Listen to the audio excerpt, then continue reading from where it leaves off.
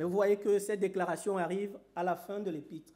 Pierre aurait pu la mettre au début de son épître pour dire à ses lecteurs qu'il a un message d'espoir et d'encouragement pour eux, contrairement à la tonalité générale de l'épître.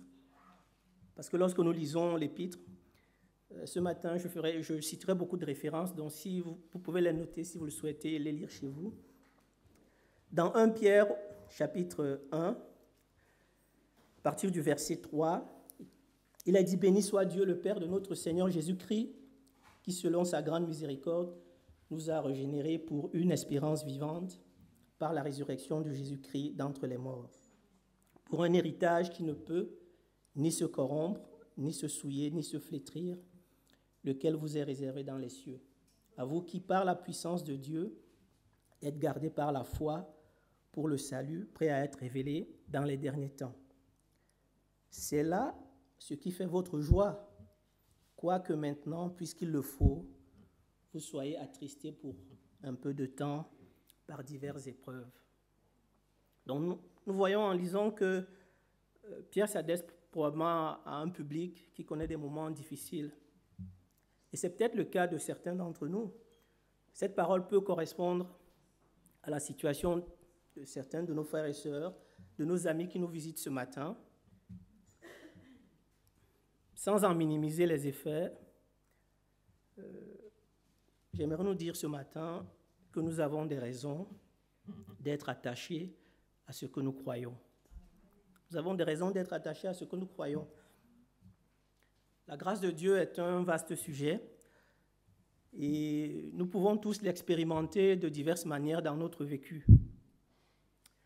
Néanmoins, ce matin, j'aimerais rappeler trois choses. Trois choses qui, selon moi, donnent à tous des raisons de proclamer que cette grâce, elle est vraie. La première de ces choses, c'est notre salut en Jésus.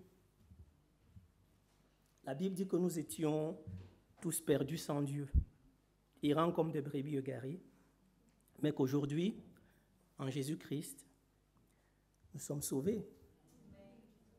C'est quelque chose de fantastique.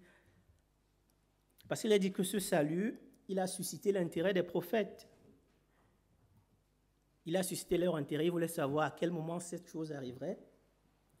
Il a même suscité la curiosité des anges.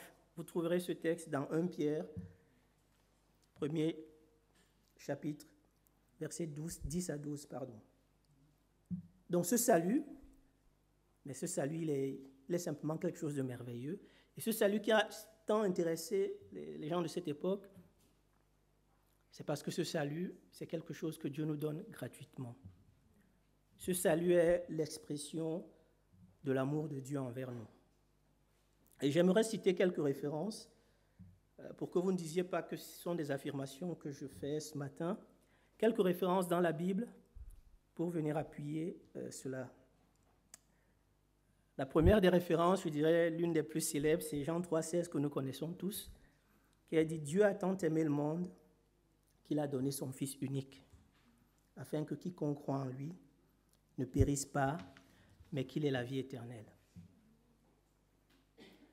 Nous avons aussi l'apôtre Paul qui nous dit que Dieu prouve son amour envers nous alors que nous étions encore des pécheurs, Christ est mort pour nous. Vous trouverez ce texte dans Romains au chapitre 5, verset 8. Je veux citer Jean dans sa première épître, chapitre 4, versets 9 à 10, qui nous dit que l'amour de Dieu a été manifesté envers nous en ce que Dieu a envoyé son Fils unique dans le monde afin que nous vivions par lui. Et cet amour consiste non point en ce que nous avions aimé Dieu, mais en ce qu'il nous a aimés et a envoyé son Fils comme victime expiatoire. C'est l'expression de l'amour de Dieu envers nous. Et aujourd'hui, Dieu nous considère comme ses enfants. Vous trouverez ce texte dans Jean, l'évangile de Jean au chapitre 1, les versets 11 et 12 qui disent « La parole est venue chez les siens, et les siens ne l'ont point reçue. Mais à tous ceux qui l'ont reçue, à ceux qui croient en son nom, elle a donné le pouvoir de devenir enfants de Dieu. L'expression de l'amour de Dieu envers nous. Mais cet amour, elle a une particularité très importante, c'est que cet amour est éternel. Cet amour ne dépend pas des circonstances que nous traversons. La Bible nous dit que Dieu nous a aimés de toute éternité. Paul dira, rien ne peut nous séparer de l'amour de Dieu en Jésus-Christ. Vous trouverez ce texte dans l'Épître aux Romains, chapitre 8, versets 35 à 39. Il est dit, qui nous séparera de l'amour de Christ? Serait-ce la tribulation ou l'angoisse, ou la persécution, ou la faim, ou la nudité, ou le péril, ou l'épée?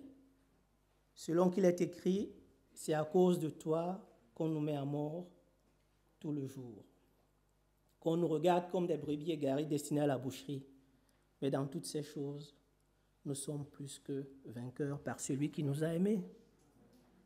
Car j'ai l'assurance que ni la mort, ni la vie, ni les anges, ni les dominations, ni les choses présentes, ni les choses à venir, ni les puissances, ni la hauteur, ni la profondeur, ni aucune autre créature ne pourra nous séparer de l'amour de Dieu manifesté en Jésus-Christ notre Seigneur. Je ne sais pas si ces paroles sont très fortes. Ce salut que Dieu a pourvu pour nous, il est toujours opérant aujourd'hui. Ce n'est pas des choses du passé. Lorsque Pierre va prêcher à la Pentecôte, il va dire, la promesse est pour vous, pour vos enfants et pour tous ceux qui sont au loin, en aussi grand nombre que le Seigneur Dieu les appellera. Le salut de Dieu, cet amour qu'il a exprimé de manière éternelle, la promesse est toujours valable aujourd'hui. Alors là, nous avons un Dieu qui nous aime éternellement et qui nous considère comme ses enfants. Je ne sais pas si vous avez quelque chose de comparable dans votre magasin, je serais preneur. Pour l'instant, je n'en connais pas. Je ne connais pas de proposition comparable. Ça, c'était la première chose que nous ne devons pas oublier, le salut en Jésus-Christ. La deuxième chose que j'aimerais évoquer aujourd'hui, pour nous encourager à croire à la grâce de Dieu, c'est le ministère de Jésus-Christ. Le merveilleux ministère de Jésus-Christ et du Saint-Esprit. En fait, le ministère du Saint-Esprit est juste la continuité du ministère de Jésus. On peut noter 2 temps forts dans le timing du ministère de Jésus. Le premier temps fort, c'est quand il commence son ministère et quand il dit au peuple juif que la prophétie d'Ésaïe 61 est accomplie. Nous trouvons ce texte dans l'évangile de Luc, au chapitre 4. Nous pouvons lire au verset 18. Luc 4, verset 18. Jésus, comme à son habitude, si vous lisez les chapitres avant, Jésus a été baptisé, tenté par le diable. Il est dans la trentaine. Et il va commencer son ministère. Il est dit, comme à son habitude, il rentre dans la synagogue et on lui demande de lire la parole de Dieu. Donc il va choisir le texte d'Ésaïe 61.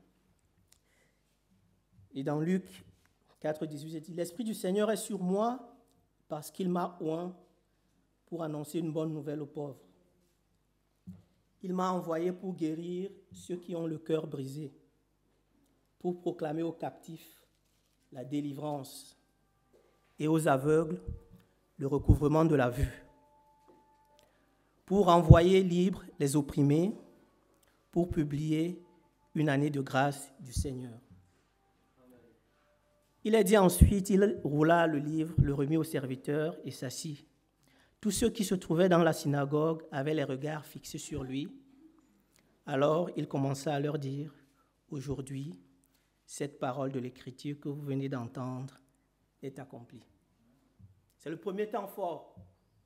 Jésus dit, nous ne sommes plus dans la promesse, nous rentrons dans l'accomplissement de la promesse. C'est quelque chose de merveilleux. Le deuxième temps fort,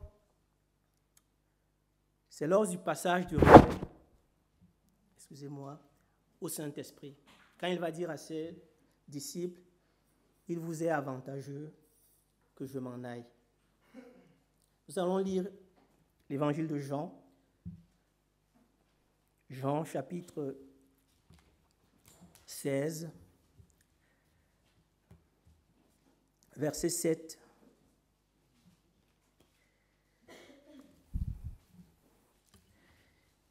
Cependant, je vous dis la vérité, il vous est avantageux que je m'en aille. Car si je ne m'en vais pas, le Consolateur ne viendra pas vers vous. Mais si je m'en vais, je vous l'enverrai. On peut aller au verset 12. Pourquoi Jésus dit ça? J'ai encore beaucoup de choses à vous dire, mais vous ne pouvez pas les porter maintenant. Quand le Consolateur sera venu, l'Esprit de vérité, il vous conduira dans toute la vérité. Excusez-moi, j'ai l'impression que ce sont les deux micros là qui marchent. Oui. D'accord, ça je vais arrêter. Car il ne parlera pas de lui-même, mais il dira tout ce qu'il aura entendu et il vous annoncera les choses à venir.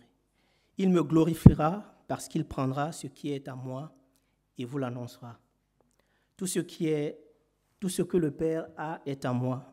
C'est pourquoi je dis qu'il prend de ce qui est à moi et qu'il vous l'annoncera. Le deuxième temps fort du ministère du Seigneur. Le premier, on rentre dans l'accomplissement de la promesse. Le deuxième, il passe le relais. En fait, Jésus dit en quelque sorte, je vais partir. Je ne suis plus là physiquement avec vous, mais je vous enverrai quelqu'un qui restera avec vous. Pourquoi? Pour continuer le travail. Le ministère n'est pas fini. Le ministère n'est pas fini et surtout le programme n'a pas changé. Le programme n'a pas changé parce que le Saint-Esprit ne parlera pas de lui-même. Il ne dira pas des choses qu'il a imaginées. Il prendra des choses qu'il aura entendues, des choses de moi. Parce qu'aujourd'hui, vous n'êtes pas encore prêts pour les recevoir. Il vous annoncera la vérité. Et c'est quoi ce programme? Mais ce programme, c'est tout simplement ce que Jésus a commencé. Dieu reste cohérent dans ce qu'il fait, c'est-à-dire un message de vie et une action puissante pour délivrer les captifs. Ça n'a pas changé. Ce message de vie, nous le connaissons. C'est la bonne nouvelle. Jésus dira souvent la bonne nouvelle du royaume de Dieu. Lorsque nous lisons les évangiles et les actes des apôtres, nous trouvons un message puissant qui change les vies. Vous pouvez noter le cas de la femme samaritaine qui va rencontrer Jésus dans Jean 4, chapitre 4, versets 1 à 42, vous lirez ce texte. Vous avez le cas de la femme adultère qui est accusée par des hommes et par les pharisiens, surtout pour piéger Jésus, qui va avoir sa vie transformée par ce contact avec Jésus. C'est toujours dans l'évangile de Jean au chapitre 8, versets 3 à 11. Vous pouvez aussi noter le cas de Zachée, le publicain, que tout le monde considère comme un homme de mauvaise vie, mais qui va croiser Jésus. Et ce contact va changer sa vie. Vous trouverez cette histoire dans l'évangile de Luc, chapitre 19, versets 1 à 10. Un message de vie qui non seulement change des vies, mais qui nous montre aussi le cœur du Père, qui nous révèle le cœur du Père, le cœur de Dieu, un Père pour nous. Jésus dira, vous avez entendu, tu aimeras ton prochain et tu haïras ton ennemi. Mais moi, je vous dis, aimez vos ennemis, priez pour ceux qui vous maltraitent. Pourquoi Jésus le dit? Mais d'abord parce qu'il explique, d'abord parce que aimer ses amis, il n'y a pas de mérite à cela, c'est ce que tout le monde ou presque fait. Il n'y a pas de particulier à ça. Mais surtout parce que nous devons être parfaits comme notre Dieu est parfait. Parce que Dieu, lui, il fait lever le soleil sur les bons comme sur les méchants. Ce ne sont pas des paroles en l'air que Jésus disait, ça c'est un fait. Parfois je me demande s'il fallait qu'on achète l'air que nous respirons. On ne serait pas tous dosés à la même enseigne. Dieu fait du bien à tous. Il fait lever son soleil sur les bons comme sur les méchants. C'est pour ça que Jésus nous dit d'aimer nos ennemis. Notre but, c'est d'essayer, dans notre marche, d'être parfait comme Dieu l'est. Les apôtres vont prendre le relais de ce message. C'est comme je disais tout à l'heure, Jésus est parti, mais le travail n'est pas fini. Les apôtres vont prendre le relais. Le jour de la Pentecôte, lorsque Pierre va prêcher, il a dit que les personnes qui étaient là ont le cœur vivement touché. Vous trouverez ce texte dans Actes des Apôtres, au chapitre 2, versets 37 et 38. Il a dit, après avoir entendu ce discours, ils eurent le cœur vivement touché. Et il dira à Pierre et aux autres apôtres, « Hommes frères, que ferons-nous » Pierre leur dit, « Répentez-vous et que chacun de vous soit baptisé au nom de Jésus-Christ pour le pardon de vos péchés et vous recevrez le don du Saint-Esprit. » Je peux citer le cas de Paul, ce prédicateur merveilleux. Paul va prêcher devant le roi Agrippa, au point que ce dernier va dire, « Mais monsieur Paul, vous allez finir par me convertir, vous allez finir par me convaincre. » Vous trouverez ce texte dans les Actes des Apôtres, chapitre 26, au verset 28. Je vous donne tous ces textes, frères et sœurs, pour que vous voyez que la parole de Dieu, c'est quelque chose de merveilleux, que vous puissiez en profiter, parce que notre Dieu, il est formidable. C'est la parole de Dieu. Cependant, Jésus, comme les apôtres, n'a pas fait que parler. Contrairement à ce qu'on peut constater aujourd'hui avec regret. Et là, je vais ouvrir une parenthèse. Aujourd'hui, on peut trouver des tonnes de livres. Tout le monde met son point de vue dans un bouquin. Il rajoute le nom de Dieu par-ci, par-là, quelques versets bibliques, pour lui donner une coloration chrétienne. Mais si j'ai un conseil à vous donner, c'est, avant d'acheter un bouquin, intéressez-vous au moins à l'auteur. Posez-vous la question, est-ce que son témoignage personnel rend crédible ce qu'il dit? Par exemple, si quelqu'un vous prétend vous enseigner comment gérer votre couple, renseignez-vous si son témoignage personnel de vie de couple crédibilise son message. Ne nous intéressons pas juste au titre, qui peut être un bon titre avec un bon titre avec une connotation chrétienne. C'est souvent le résultat d'un très bon marketing. Non, intéressons-nous à la personne, à son témoignage. Et surtout, intéressons-nous si ce qu'il dit est conforme à la parole de Dieu. Est-ce que c'est conforme à la pensée biblique? Faisons attention, chers frères et sœurs, que l'air du temps, les pensées pernicieuses de ce monde ne viennent polluer la pensée de Dieu, la pensée que Dieu nous révèle dans la Bible. Je ferme la parenthèse. Donc je disais que les apôtres, comme Jésus, n'ont pas fait que parler. Parce que parler, c'est ce qu'il y a de plus simple. Vous vous souvenez de de l'histoire que Jésus va connaître lorsqu'il va dire à un paralytique, « Tes péchés te sont pardonnés ». Les pharisiens et tous les connaisseurs de l'époque vont s'insurger en disant « Vous n'avez pas le droit de dire ça, c'est inadmissible, de toute façon, vous blasphémez ». Jésus va leur répondre en disant, vous trouverez ce texte dans Matthieu 9, de 1 à 8. Jésus va leur dire, qu'est-ce qu'il y a de plus simple? Qu'est-ce qu'il y a de plus facile? Est-ce que c'est de dire une parole, une simple parole, ou bien de faire une démonstration de puissance? Nous connaissons la suite. Jésus va guérir le paralytique et leur dire, c'est une manière de vous montrer que j'ai l'autorité suffisante pour dire ce que je dis.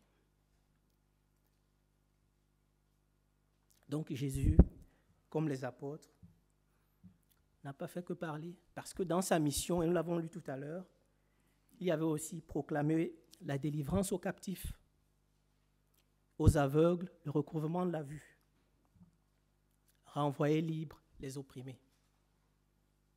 En quelque sorte, il y avait une action puissante de Dieu pour délivrer. Et les signes et les prodiges que Jésus a réalisés, on peut, alors la liste est tellement longue qu'on ne peut pas les citer tous. Matthieu va résumer ce ministère. Matthieu, au chapitre 4, au verset 23, il va dire « Jésus parcourait toute la Galilée, enseignant dans les synagogues, prêchant la bonne nouvelle du royaume et guérissant toute maladie, toute infirmité parmi le peuple. Démoniaques, aveugles, lépreux, infirmes, sourds-muets, des fous, des maladies incurables. » C'est la réalité du ministère de Jésus. Les apôtres ont fait de même. Ça ne s'est pas arrêté à Jésus. Parce que n'oublions pas, Jésus a dit, je vous enverrai quelqu'un et le travail va continuer. Le programme ne change pas. Les apôtres ont fait de même. Pierre et Jean, à l'entrée du temple, vont guérir. Le boiteux, il s'attendait à une pièce parce que c'était sa vie. Ils ne donneront pas une pièce, mais ils donneront ses pieds au nom de Jésus. Vous trouverez ce texte dans Acte 3, de 1 à 9. L'apôtre Paul, c'était encore mieux. Il a dit dans Acte 19, versets 11 à 12, que Dieu faisait des miracles extraordinaires par les mains de Paul, au point qu'on appliquait sur les malades des linges ou des mouchoirs qui avaient touché son corps, et les maladies qui les quittaient et les esprits malins sortaient. C'est un ministère merveilleux. C'est un ministère merveilleux. Et pour être honnête, ce ministère, il ne s'est pas arrêté. L'Église, notre Église d'aujourd'hui, continue ce ministère parce que Dieu n'a pas arrêté d'agir. Et nous participons, nous aussi, à ce ministère. Lorsque nous prêchons la parole de Dieu dans cette Église, lorsque nous prions les uns pour les autres et que nous voyons Dieu agir, nous participons à ce ministère. Dieu a déjà agi dans notre Église. Nous avons eu des enfants du miracle qui sont nés dans cette Église. Ce ne sont pas des histoires. C'est la réalité du ministère de Jésus-Christ. Je ne sais pas si vous connaissez un autre ministère comme celui-là, qui a une parole de vie et une action puissante pour délivrer. Moi, je n'en connais pas. Je n'en connais pas d'autres. C'est la deuxième raison, chers frères et sœurs, pour nous encourager aujourd'hui à rester attachés à ce que nous croyons. La troisième raison, la dernière, mais non la moindre, c'est notre espérance vivante en Jésus-Christ. Jésus a dit, il y a plusieurs demeures dans la maison de mon Père. Je vais vous préparer une place. Ensuite, je viendrai vous chercher pour que vous soyez avec moi. Jean, chapitre 14, versets 2 à 3. Est-ce que vous croyez à cette parole du Christ? Vous pouvez dire Amen. Vous pouvez dire oui. Parce que même si les apôtres à leur époque pouvaient avoir des doutes, et ce qu'on peut comprendre, la résurrection de Jésus est venue balayer ces doutes, est venue dissiper tous ces doutes. Le fait que Jésus soit ressuscité est comme une confirmation de cette promesse que nous avons une espérance vivante avec Christ. Dans l'épître de Pierre que nous avons lu, nous allons revenir au début, le texte que nous avons lu au début, les versets, chapitre 1, versets 3 et 4, pour souligner cela. 1 Pierre, chapitre 1, versets 3 et 4. Béni soit Dieu le Père de notre Seigneur Jésus-Christ, qui selon sa grande miséricorde nous a régénérés pour une espérance vivante par la résurrection de Jésus-Christ d'entre les morts, pour un héritage qui ne peut ni se corrompre, ni se souiller, ni se flétrir, lequel vous est réservé dans les cieux. C'est clair et net, j'ai rien à y rajouter. Une espérance vivante par la résurrection de Jésus-Christ d'entre les morts. Dans sa première épître aux Corinthiens, chapitre 15, au verset 19, l'apôtre Paul nous explique que si notre espérance en Christ se limite uniquement dans cette vie, nous sommes les plus malheureux de tous les hommes. Si notre espérance en Christ se limite uniquement à cette vie, nous sommes les plus malheureux de tous les hommes. Heureusement, ce n'est pas le cas. Ce n'est pas le cas. Parce que Paul continue, et vous pouvez lire la suite. Il est dit maintenant, Christ est ressuscité des morts. Il est les prémices de ceux qui sont morts. Je lis à partir du verset 20. Verset 21, car puisque la mort est venue par un homme, c'est aussi par un homme qu'est venue la résurrection des morts. Et comme tous meurent en Adam, de même tous revivront en Christ. Mais chacun en son rang, Christ comme prémisse, puis ceux qui appartiennent à Christ lors de son avènement. Ensuite viendra la fin, quand il remettra le royaume à celui qui est Dieu et Père, après avoir détruit toute domination, toute autorité et toute puissance. Notre espérance de passer l'éternité avec Dieu est digne de foi. Ce n'est pas encore une réalité, comme nous l'avons vu tout à l'heure pour notre salut, pour le ministère de Christ, qui ne sont pas des promesses, qui sont des réalités que nous vivons. Néanmoins, notre espérance, elle est digne de foi. Parce que derrière cette espérance se trouve le fondement qui est la résurrection de Jésus-Christ. Et Paul nous dit, comme Dieu a ressuscité Christ, cette promesse, elle est pour nous. Elle est dit pour ceux qui appartiennent à Christ. Qui d'autre nous offre un tel programme? Qui d'autre nous offre une telle perspective? Moi, je n'en connais pas. Si c'est au fait Dieu n'existe pas, et après ma mort, c'est la fin, ou bien après ma mort, je vais sûrement me transformer en poisson dans une autre vie. Je trouve que ce n'est pas à la hauteur.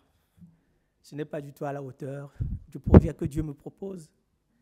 Dieu me propose de passer l'éternité avec lui. Alors ce matin, chers frères et sœurs, pour finir, en ces temps difficiles où le doute peut être là, Nous pouvons connaître le découragement parce que les temps sont difficiles. Le Seigneur veut nous rappeler que notre salut en Jésus-Christ est une réalité, qu'il est l'expression de l'amour éternel de Dieu pour nous,